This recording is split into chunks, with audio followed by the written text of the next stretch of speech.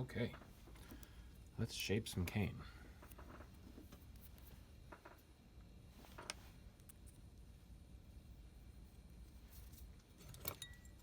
Gonna make a light score in the center there.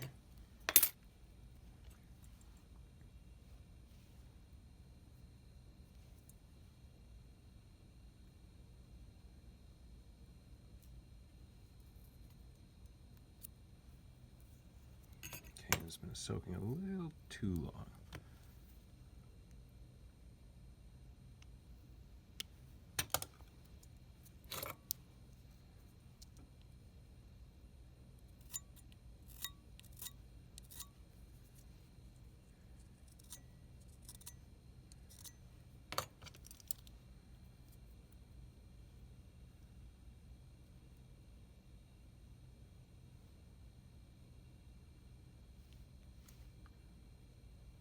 I'll just kind of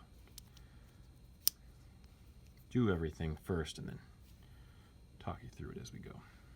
I'm gonna try to keep you in focus here so you can see what I'm doing.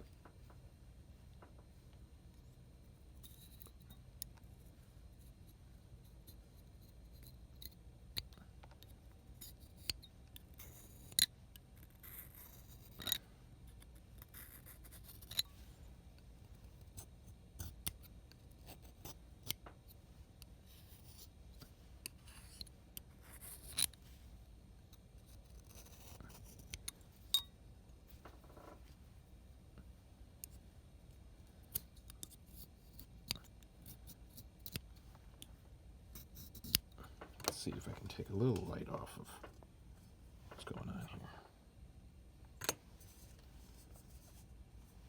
here. Ooh. Lots of light it is.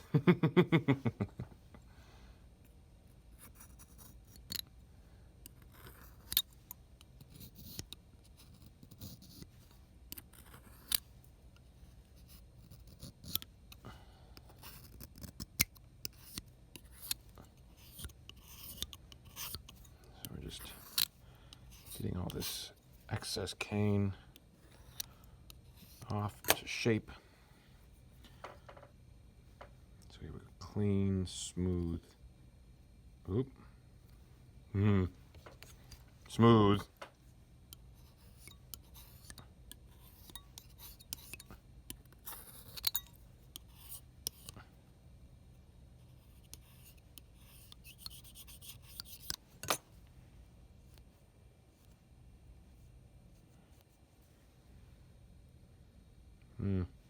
The green of the cane there, you can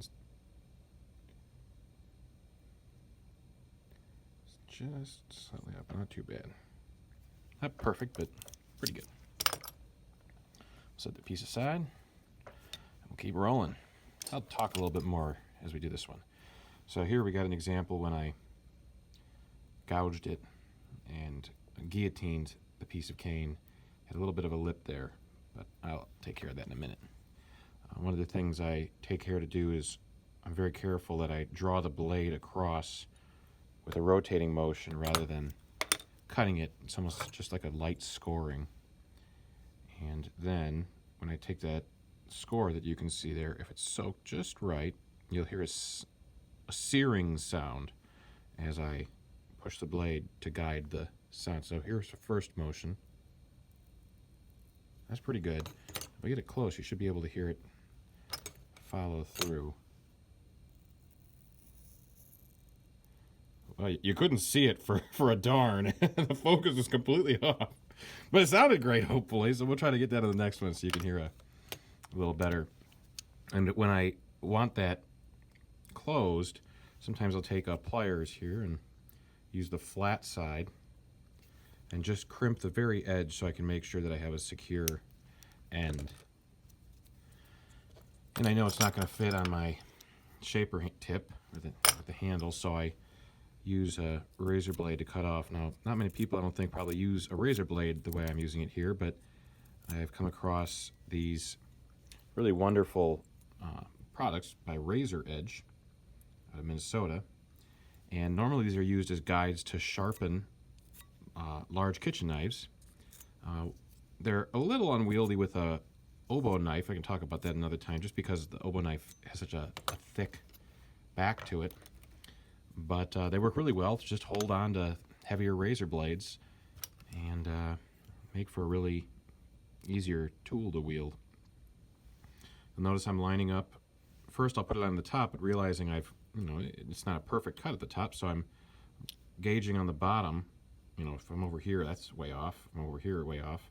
So I'm trying to center it from my eyeball over there, and I'm going to turn it around and try to get there. And then I recognize that the top may not be quite where it is, so I'm going to use the work I've done at the bottom on each side to kind of guide the top of the cane to be where it needs to be. So I feel pretty good about that. Cinch everything up. Tighten her down. We're ready to shape this piece of cane up. This razor blade's got one shaping on it. It's a little rough on that side, so I'm going to switch over. I only get about 2, maybe 3 reeds of shaping. And really what I'm doing is I'm coming on to scrape off or shear off the first layers of cane. Doing a little slower than I normally would. I'm going to get you a little closer here. And then the final strokes, I'm going to go in pretty aggressively because I really want to force the cane to mirror the finish of the shaper tip. And what you can't see is I've got this against my chest here, and I'm using that to hold on to things, and I'm very securely grabbing the center of the cane to make sure that I can get the most material off of the piece of cane to make sure that it mirrors the shaper tip as much as possible. Keep on going down there. Keep you in the sweet spot here of seeing this stuff. Oh, so you can see my razor blade's getting a little bit dull here. It's not really doing the greatest of jobs. So I'm just going to slide it across my fingernail to find out where is a clean spot or a sharpened spot on there.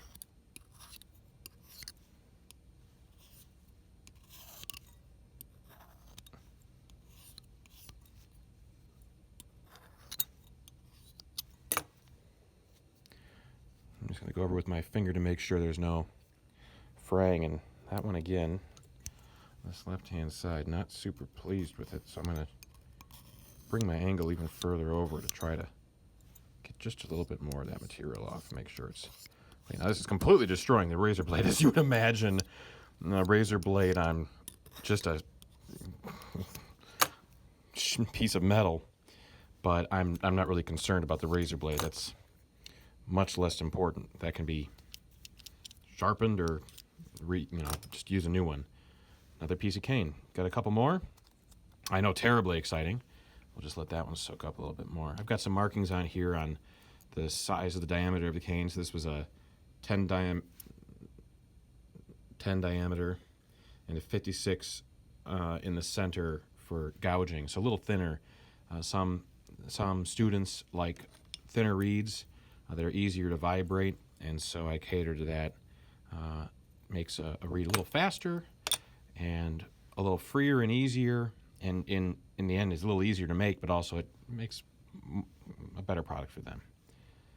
Let's see here. I'm going to switch this razor blade out for a different one here. And I'm going to find my score line. This seems to be pretty easy to show you here. There it is. Make sure I'm looking at what you're looking at. And we'll see if we can keep you in focus here. Let's see. Oh, there we go. That's very good.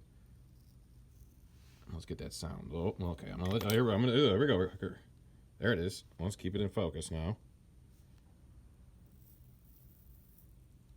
Well, we're semi in focus. No, closer. Probably sounded okay.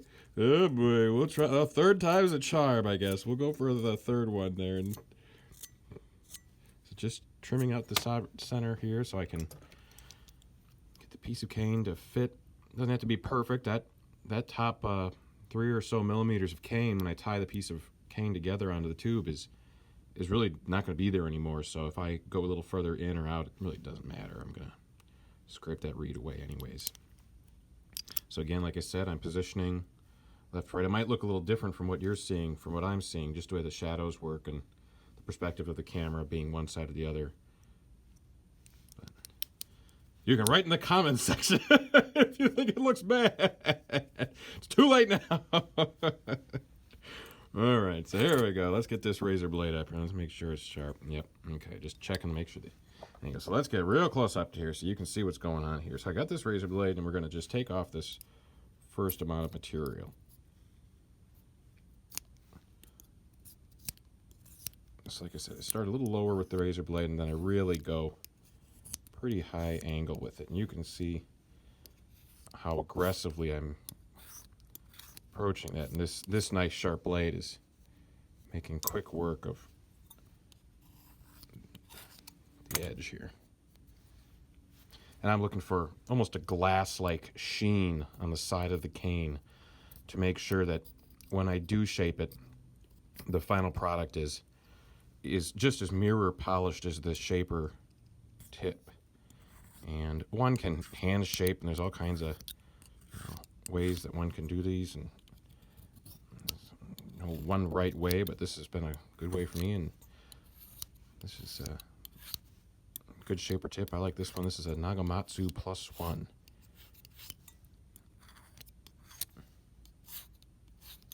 So you can see these really fine little feathers coming off, taking a little more time than I would normally when I don't have a camera right here.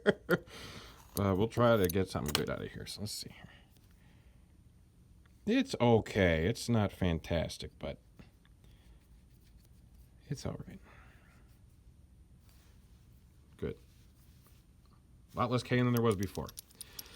All right. One more here. I'm going to shape up 4 of these. This is the 4th one. Let's see if we can get that fold to really lock in here. So again, I rather than moving the razor blade, I like this feeling or the result of when I rotate the easel, which is this piece of wood here, and I rotate it along this line so I have a fixed edge. I'm not giving a bad haircut here. I'm just holding on to everything, and almost like I'm milling something, I'm rotating the rotated thing, the thing that is a circle here, and so it makes for a really easy line and a straight line, one that is very not deep, but that means that when you fold this over, let's see if we can get this in focus here. You gotta be quick with your hands so you can catch this thing when it's flying around. I may have scored that one too lightly. I can barely see. All right, let's see here. So let's see. Let's get this in focus here. Oh, it's pretty bright. Oh, there! I see it. I see it now. Okay. So here we go. Let's see if we can. Let's get some Steven Spielberg level read action here. Oh, it's the worst one. Yeah. I struck out on that one. So this is what happens. You can see it's really springy. It's either over soaked or the cane is just really not working with us here. And you can see how the edge has not sheared. That might have been from me scoring it too lightly, but I suspect this piece of cane just has a little bit more rigidity. What's this? This is 57, so really not thick at all. But this is a great example of why when I have a piece of cane that just is a little resistant, I can get it to kind of get into shape here with just a little bit of a crimp on a flat plier, because if you do it here, you might as well be making raviolis and just crinkling out the edge. But if you listen to this, you're going to hear the finish of what we were looking for. There we go. And now we're back. Oh, yeah. Much better. I'm so much happier about that. So sometimes you just need the right tool to get it to go back into shape. So maybe not a complete strikeout, but we didn't even make it to first. All right. So I'm just going to shave off the edges here. And that razor blade is real long in the tooth right now. It's not super pleased. So again, I'm just checking left and right on the bottom and on the top, making sure it is where it needs to go. It doesn't go too far away from me. It's pushed down all the way on the top there. And I Get the handle up, tighten it down. Always keeping pressure on this cane so that work that we just did doesn't disappear. Now this probably looks terrifying, but to me, it's, I got a thumbnail, I'm going to use it. So I'd say this part of the blade is completely dull. This part of the blade pretty clean, pretty sharp. So let's have at it. Let's see if I can get you a good angle here. There we go. Perfect. Don't stab yourself. That's another thing when you're starting out. I normally don't have a problem with this, but I'm looking at the camera and looking away. These are the little things, they'll stab you. They'll get you. So you got to be careful when you're shaping that you don't let those. Ooh, this one hurt my poor little machine here. Oh man, it gave it the business. All right, well here we go. Let's get back into it here. I'll get a great angle and I'll get a big splinter. Oh, that's what I'll get. Oh boy. Them's the breaks. The price we pay for good shaped cane. And you can see that, I don't know if it to you looks like I'm doing this fast or slow, but to me I'm taking a lot of care and trying to observe, and may not be economically very efficient to take that much time, but if it's going to create a great result, then the result is at least one good read, and that's certainly worth its weight in gold for many. So this is just that reflection of the control of the variables and how important it is. Oh, this razor blade's awful right now. It's really dull. I wonder why. Maybe because I'm smashing it into this piece of metal. Let's see if we can get the most out of it here at the very end. I kind of lost track of my camera here, so I'm going to keep you guys in line here. What's going on?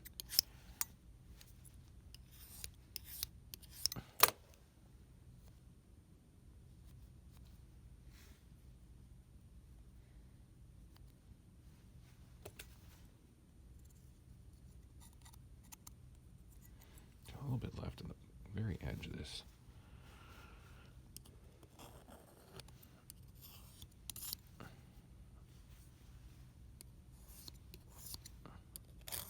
So to me, this is a very important process.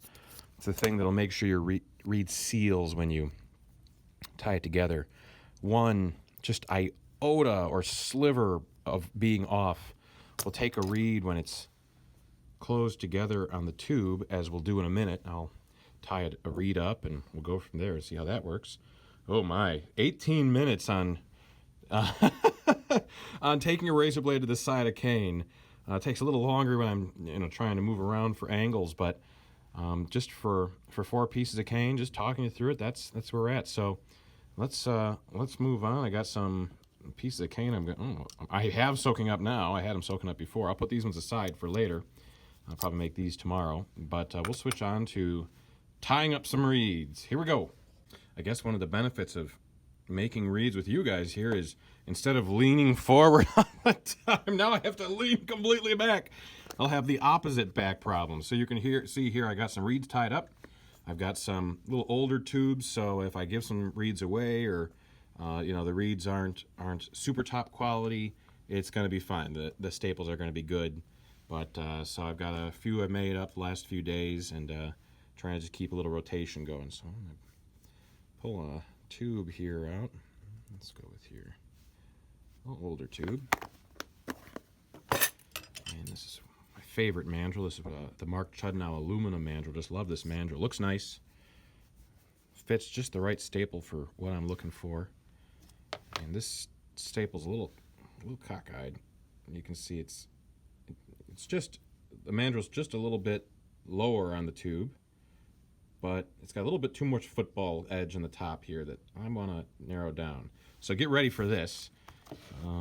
I've got a little jeweler's anvil, and I'm just going to kind of shape that edge up a little bit and curl the metal towards the edge and make sure I can manicure the edge of the staple, and I feel a lot better about that.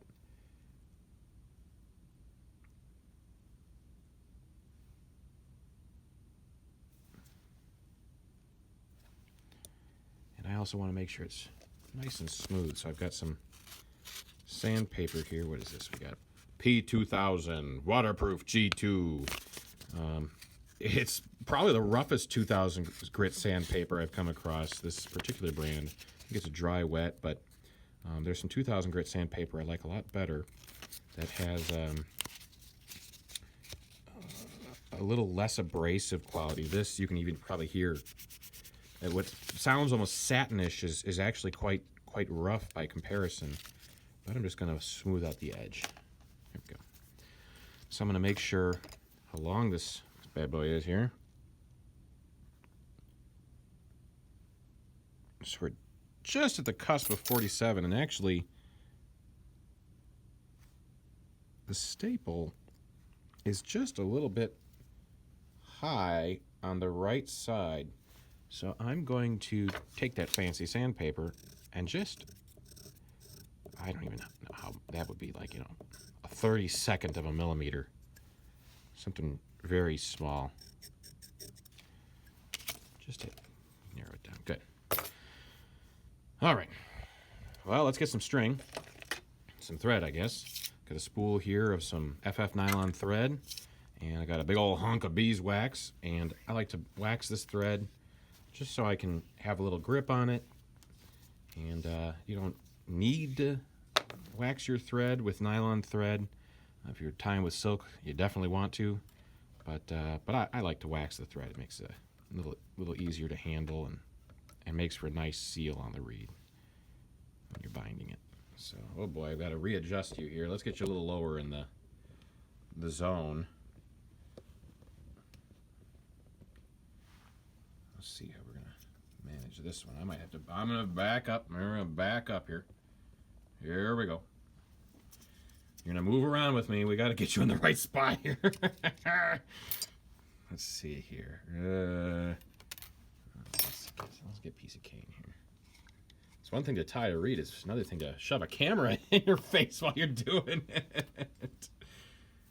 So let's see here. I'm going to pull you way, way back. There we go. You can see my cool carpet down there. Good for you, huh? All right. I figure if I cinch this up pretty close, you probably get a good view of what's going on here. Here we go. There, yeah, all right, okay, all right, yeah, sure. Oh, okay, I got it. Don't worry, it's fine. It's fine. Don't worry, a little dust on there. It's okay. All right, here we go. So like the last time, I'm just going to kind of do what I normally do and try to show it to you, and then I'll explain a little bit more as we go. But I'm hoping just by seeing me go through the motions, you'll hopefully get a sense of what's going on here, and I can give you a little more context for it.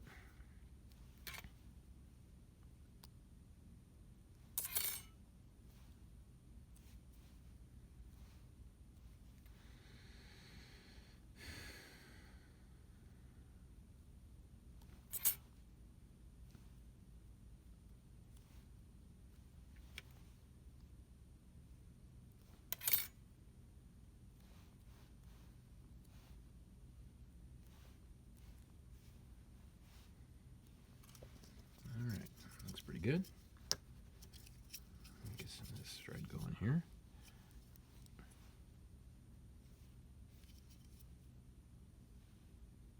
Ooh, it looks very small from where you are. Oh boy, I'm gonna have to zoom in there for you a little bit. I'm gonna have to move this camera in a second. Maybe on the next one I'll zoom you in a little bit. Let's get you a little lower here so you can see this. Where all the action is down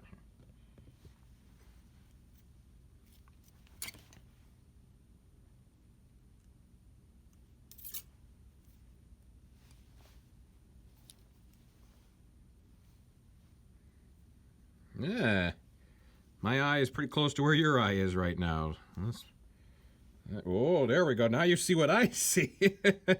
My focus is a little better than yours is right now. All right, here we go. Let's get back to work here.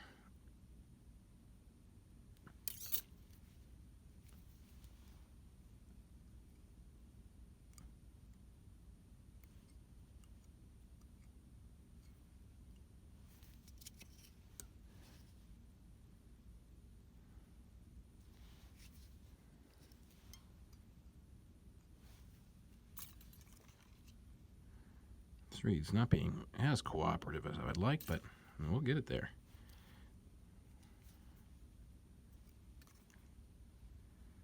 There's a lot of little things going on here that I'll explain in time.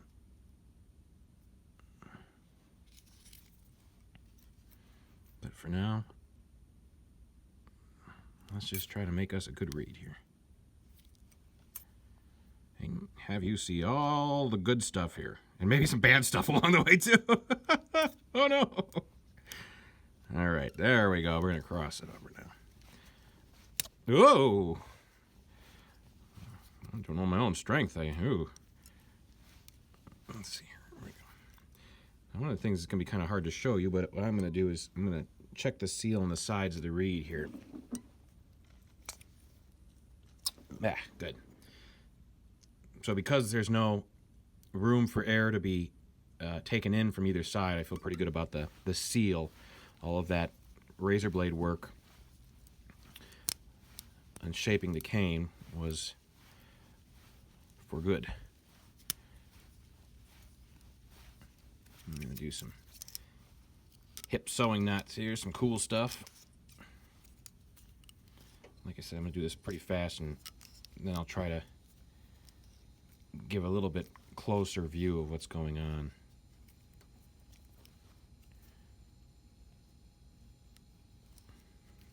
There we go. Well, there it is. Now the question is, do we leave this one and keep tying? Or do we cut it off and tie a new piece of string? Maybe next time we'll leave this one on. That's pretty entertaining. That'll give you something to look at here. You can be very entertained by the moving reed. And for now, we'll just cut it off. That is one dull razor blade. Holy cow. So there we go. One tied piece of cane. Got a little gap there, but it's far enough down the spine. And you'll see the little ears in the top there. I'll trim those off right now. Let's get you so you can see what's going on here. And I like to use my shaper handle when I'm doing that so I get a little more. Oh, no, you're right up in the business. Here we go. Not that close. There we go.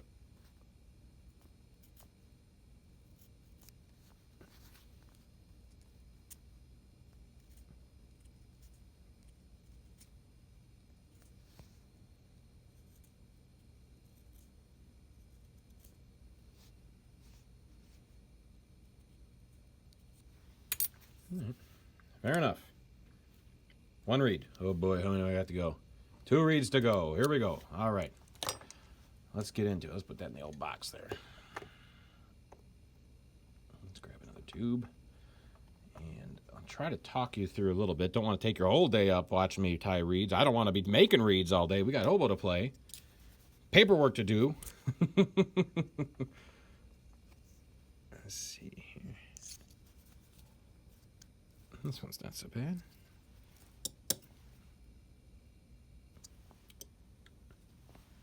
Okay, like I said, a little bit off.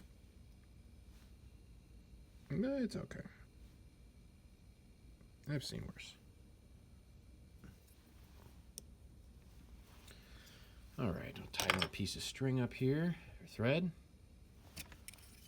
The old gray nylon thread. And we'll try to get you, let me see, what am I going to do for you? How can you see better? Let's find out. We'll play it as we go here. Let's play it by ear.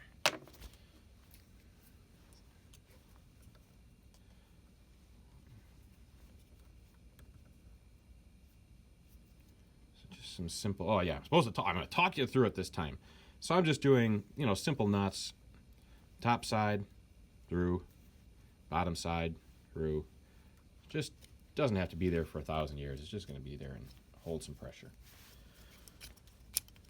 So this time I'll talk you through a little bit more about what I'm doing. So first I'm going to make sure I'm tying on 47mm staples as often as I can. Oh, burp, and this one, not quite there. 46.5, and you'd be surprised when even if you order 47mm staples, they may not quite be there. So always keep an eye out and measure every staple, otherwise you're going to have some funny things when you're tying them over. So that was a 46.5, and let's see here, let's grab a piece of cane. Let's get into it. So the first thing I'm going to do is I like to set the overlap before I ever put the piece of cane on the staple. And this is, of course, the staple. It's a oval cylinder cone. I guess would be better because it's tapered, small end, big end, and it's circle on the big end. And we have a little bit of cork on the bottom so it fits into the oboe real nice and snug. And then we're going to take this tapered end and fit it on top here. And the important thing is how it's aligned. And so this top blade is going to be to the right of the back blade. So it's going to slip in like that. One could do it a very wide way. One could even go the other way if you wanted to. I want to get it the same distance almost the entire way up and down, so it's very slight. It's almost hard for me to tell when I'm looking at the camera for what you're seeing. There we go. You see that line? It pretty much even from the tip down looks pretty symmetrical. My goal is to have it kind of butting up against it. Now, there's a lot of different ways to do this, and a lot of the techniques have different end results. So I would say there's not one way to do it, but there are many ways that have many results. So you do the way that works for what you want it to do. So I think that's the exciting thing. So one of these days I'll talk to you about those other ways. But this is what I'm going to do for this read. I'm getting ahead of myself. I place it on the staple, and you can see me fiddling with it. And I'm making sure that the staple, let's say this is the staple here, I'm making sure the staple isn't too far right or too far left. Instead, that it's right down the center of the piece of cane.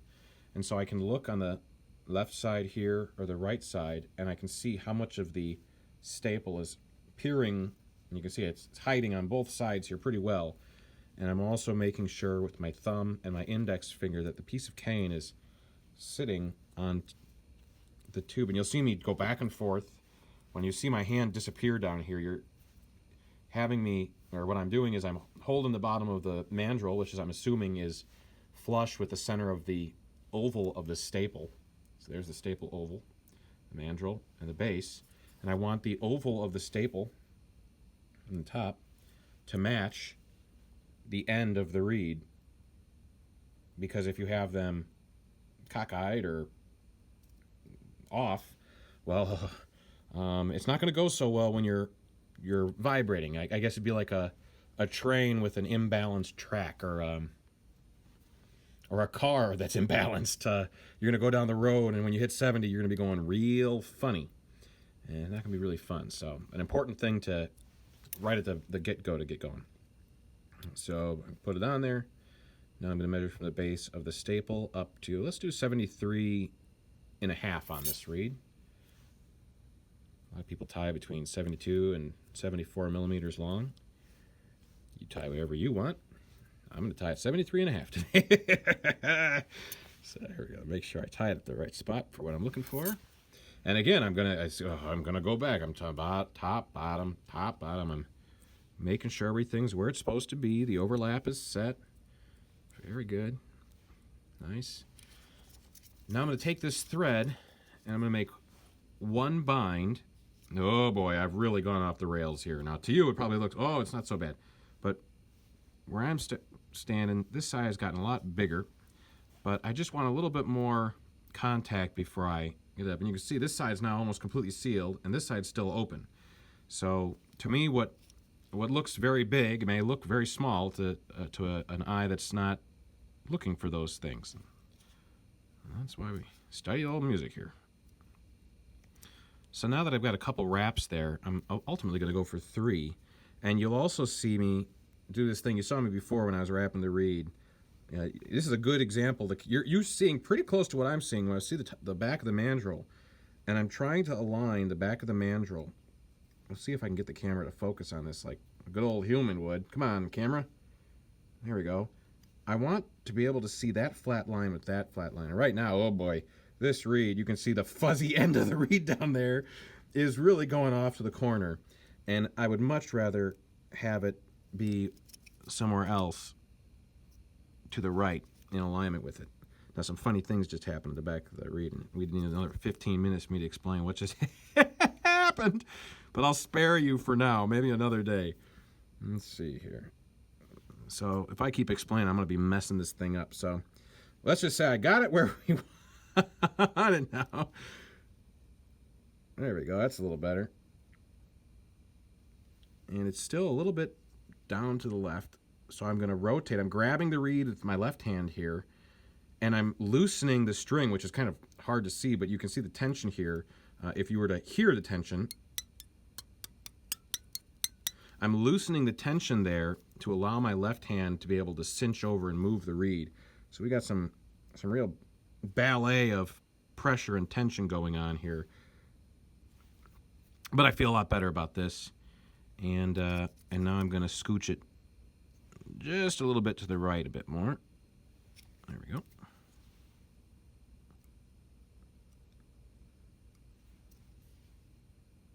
Good.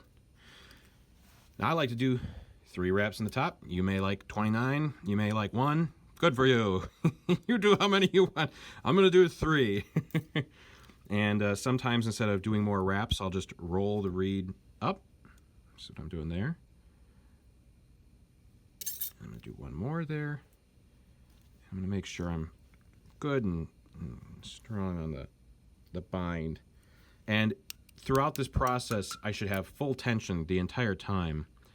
And I'm also measuring that 46.5 because, as I said, I'd love to have a 47 millimeter staple at this moment. But this staple is not 47. And you know, if this were going to be the next greatest reed ever, I'd probably go for that 47 millimeter staple. But this reed will be serviceable, and that's okay. There we go, 46.5. And we need to get the left side and right side at 46.5. And not only the left and right side, but oh boy, the front and the back. This was the back, and this is the front. And the back, if you hear, this is the back. This now is the left side, is always going to be a little lower. And so I'm just going to push that ever slightly lower. And the overlap, I'm going to cross over the string. So you see the string behind the reed, but what I'm seeing in my mind's eye, is that I'm looking to the back of the reed, where you can see this line going to where the overlap is going to come. And that way, when I overlap this piece of this thread and I start wrapping, I can turn it around and you're going to see that overlap right there. Oh boy, I lost my tension. That looks awful. I was being a little too fancy in talking. So that's what happens when you lose the binding pressure and the thread. It almost looks like the thread is bigger, but in actuality, when you loosen the tension on the thread, well, it's just less compressed. So that's a little better. You can see the overlap is right in the center there. And gosh, on the camera, it looks pretty cockamamie, but let's do a little bit of moving around here and see if we can get it in line. I wouldn't be submitting this for the world's greatest reed video competition. So don't hold me to it. We got a lot more reeds to make. Well, we'll get that. I don't like that. Let's go back here. This is going to be a long video today. Okay. So I've explained it enough already. Let me make this work now. So this thread is really scooched up quite a bit with all that moving around we did there.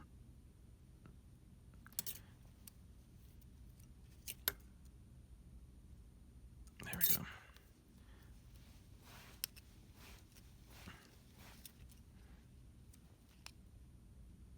That's a little better. So you can see it looks like the left side is a little lower than the right side, but that'd be inherent because when the string comes around, the thread, it's going to leave a little higher on that side. So we can just press it down a little bit. Press that down a little bit, and it'll be right as rain. Now let's make sure that this thing is sealed.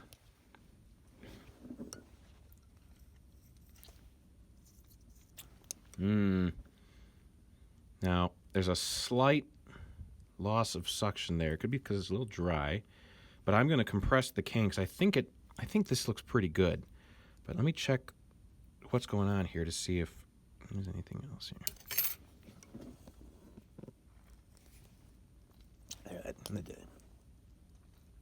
Yep. Just had to compress the cane a little bit. Now the wrapping part should be pretty simple. You're just going to wrap it around. But what I want you to consider is, first of all, you can see how I'm holding the spool. A lot of people hold their spools like this, and I did a lot when I was younger. But I always found I got a callus here, and I really didn't like that. And one of my colleagues in undergrad, he recommended holding this spool like this. I'll tell you, it really messes your spools up sometimes, and you'll pull them and snap them right in half, or sometimes the thread will get so compressed it'll get stuck inside the spool and snap off, which is not fun. But I'd much rather have the spool take that pressure than any part of my hand. The other part is I like doing this because with all that pressure on the spool, I'm able to, with a very slight flick of the wrist, rotate the thread around the staple. But also what I'm always doing is keeping the pressure binding up against the last thread. And that pressure and that pressure should be constantly steady.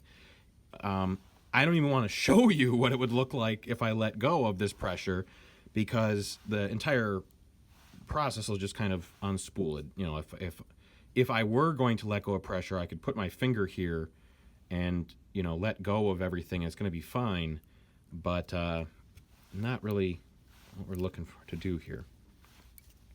But that constant pressure will create an extraordinarily hard bind. So I don't put any glue or nail polish or anything because I feel pretty good with the wax and the incessantly heavy pressure that I create when I'm wrapping the reed.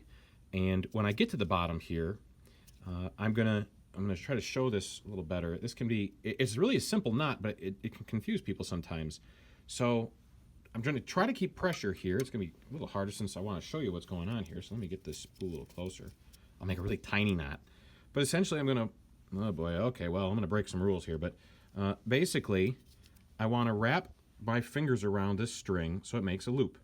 So it's going to look really fancy when I do it fast, but in actuality, I'm just taking my two fingers out here and wrapping them around until the string touches itself again. Once I have that, I'm going to crown the reed with a spool of looped thread. And then we're going to do it the other way as well. And this way, and that way. And so all we're doing is creating a loop, placing it on, and then we can go the other way. So we can go fingers under or fingers over the other way. And we'll just keep doing those until we get to the bottom. And you can either, and